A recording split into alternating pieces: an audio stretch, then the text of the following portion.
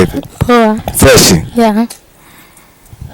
Gisi ninavyokuona hapo dada, mimi nakuona kabisa ni mwanamke ambaye umependeza kimazingira na nini. Vipi mambo yako?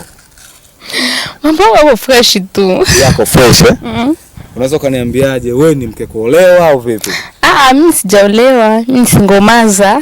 You are single mother? Yeah. Okay, big up sana. Vipi tutegemee kitu gani kwa kazi ambayo uliweza kuja kuifanya siku ya leo? Mtegemea kitu kizuri tu. Kweli. Vipi changamoto gani ambayo uliweza kuiona kwenye timu ya 5 Classic Movie? Sijaona changamoto. Ina maana kila kitu kilienda vizuri? Yeah.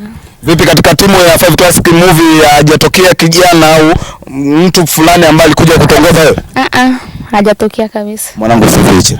Hajatokea. Mbona nilipata tetezi katika comment za nani Facebook eti kama yule brother Songe aliongelea maneno mazuri ya mapenzi kwako? Hapana. Kiukweli? Kama dada yake. Kweli? Yeah. You are serious? Yeah. Mwanangu wewe unaficha mapenzi? Hapana. Mwanangu kwa serious, unajua tupo kwenye media.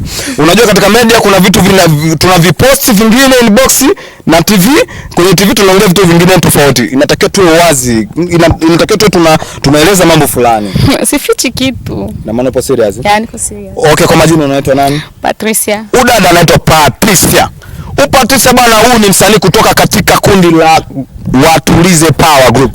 Huyu kabisa ni actor mzuri tunavomuona, ila samanini sana ambao wanamshobokea, ninavomgusa huko namtengeneza ili aonekane vizuri kwenye kamera, au sio? Ila big up sana, karibuni sana ndugu watazamaji.